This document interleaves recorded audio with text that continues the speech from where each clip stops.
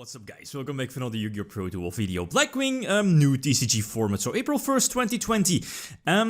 Well, it's pretty straightforward. I mean, the combo that the deck is focusing on is not really new. It's focused on the Link 3 Simorgh Link, right? Getting that quote-unquote infinite loop with Avian and the Mist Valley Bird, I believe the name is. Of course, using a Union Carrier. That's like a card that's on like the ban list radar, might be hit within, you know, like maybe one of the next lists. Well, it's straightforward. It's degenerate as hell. I mean, you're making like that quote-unquote infinite loop with Avian. It's not really that hard to get it on the field, to get it going, and if that fails, you have the option to equip your Dragon Buster, you know, your Buster Blader equip to, well, basically any dark, right? And, you know, Blackwings is heavily focused on basically dark monsters. The deck is pretty straightforward. I do main only 4 hand trap sets. I still think the biggest weakness of this deck is going second is a huge pain. If your opponent has multiple interruptions, I mean multiple negations, it's very hard to play through that with your with only your main deck. That's what I wanted to say. So you definitely want to go first. Going second, I could see myself side taking in triple Dark Ruler no more, maybe more impermanence as well. And Phantasme might be good because of those couple of bricks in the main deck. You know, it's not really optimal to open or draw into Avian or your Mist Valley Bird, I believe the name is, and your Dragon Buster. I mean, those cards you just want to have in your deck to equip them with Union Carrier. But as you know, both, or this Union Carrier also triggers by equipping a monster from the hand, so it's not really that terrible if you're drawing into your Mist Valley or your your Dragon Buster. But again, it's not really optimal. You want to have those cards in your deck, so a card like Phantasme might be fantastic if you're going second.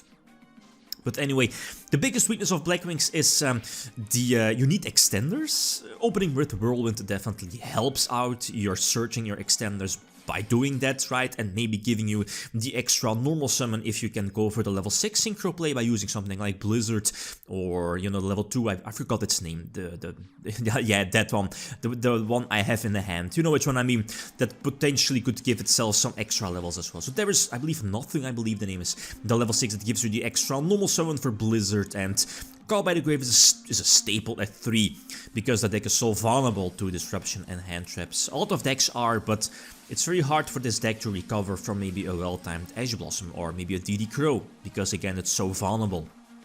So anyway, the standard Zephyros play, I do opt to go for the level 7 synchro play as well, Yugioh I believe the name is, but it all comes down to this simple combo. Again, you have so many potential multiple cards, interactions that leads to this particular board of your Union Carrier into your Simorgh Link, and you know, your Simorgh Link will eventually get out your Avian, or yeah, indeed your Avian during the end phase, and with your Union Carrier you're able to attach that Thunderbird to Avian.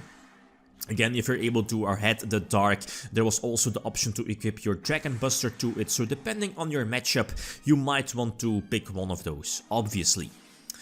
You might want to just go for the infinite loop. Well, it's not really infinite, but again, the Mist Valley special summons itself. So if your opponent has a regular big monster, I believe bigger than 1200 attack, roll 1100 for the suicide, I think, you know, your opponent will be out of that that quote-unquote infinite loop. So anyway, going second, Diva Mermails, well, Mermails basically, Mermail Atlanteans featuring triple Diva. This is a cool tech, the 10E monster, not really sure about that, but I guess it's basically the same purpose as Aqua Spirit, even, well, yeah, Aqua Spirit doesn't banish, or at least, yeah, the 10E monster doesn't need to banish something from the graveyard, so always keep impermanence for the Mulling Glacier, since you need your cards to work with. But the biggest problem is that I have to play around 3 negates. The Ash Blossom here, the Boral Savage, and I believe the impermanence as well. Yeah, wise tricks. If it wasn't for the impermanence, I definitely could have made the comeback. But yeah, the impermanence was a little bit too big. So search out the Singing Lanius. Was, now that I think about it, that probably was like a waste, now that I see, at least now that I think about it. I mean, I'm just wasting the 4 Strix, I guess, and I already had the Boral Sword play ready. again, yeah, doesn't really matter too much since the Atlantean Prince was top deck, so the infantry indeed is going to pop the Boral Sword, and the level 2 Blackwing is definitely not going to help out, and we know the Marksman is in there, but I don't think there is more than enough to attack for a game. Well, eventually, yeah, because of Diva being able to put out a Boral Sword. So anyway, going second again, but locking myself into those dark summons. So now you're not able to go for Needle Fiber, even though Needle Fiber is not the go-to play in most situations. Needle Fiber is there if you see the opportunity, if you have to, by special summoning a tuner from the deck, basically extending your plays. And even though I'm not running Vayu, again, Vayu might is like the best tuner to special summon from the deck off of Fiber, but I opt to not main deck Vayu because it's another brick to the main deck, and as I mentioned before, Needle Fiber is not really your main deck play. Strix is always preferred over Needle Fiber in most situations. And yeah, if you're locking yourself into dark summons, your Masquerina becomes a very important play, same for that Evil Swarm link. No, it's not restricted to once per turn, and of course Masquerina into like Avramax or your Simorgh link, because again now your Simorgh link is not being, at least it can't be destroyed by card effects, so that's cool, especially if you can follow it up with the Evil Swarm link to put your opponent's monsters face down. So first of all, getting rid of the link, eventually I'll be getting rid of the failings, and then, you know, you have a couple of options. You can definitely go for Soul-Shaped Force. For Cyber Dragon Affinity, there was the option to go for Savage, Boral Savage, but again, I think going for the quote-unquote Infinite Negation was better over the Boral Savage for the most obvious reasons, right? So get the bird on the field. Yeah, Falco is being summoned to just attack, but I have multiple interruptions. And the beautiful part is that Simorgh triggers during both players' turns. So basically 3 monsters on the board opens up a potential Needle Fiber play or Link plays or whatever. So Simorgh will indeed survive due to Masquerina drawing the Call by the Grave. That's cool. Equip the Buster for the Buster lock, and this indeed should be more than enough to attack for game. So very cool. I mean, it's very fun. I mean, okay, you're focusing on like some degenerate stuff, but nonetheless, Blackwings on itself is very fun to play with, even though you're somewhat forcing yourself to main deck those small bricks like Avium, like Dragon Buster, but it doesn't take away that this deck is super vulnerable to Nibiru. You can't negate Nibiru. I think, I mean, it's really hard to play around Nibiru. That's more correct.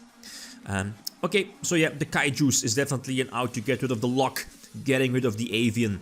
So it's not really well, it's not really like the best lock there is, since again, like a lot of people, a lot of decks are either main or side decking the Kaijus. So this is cool.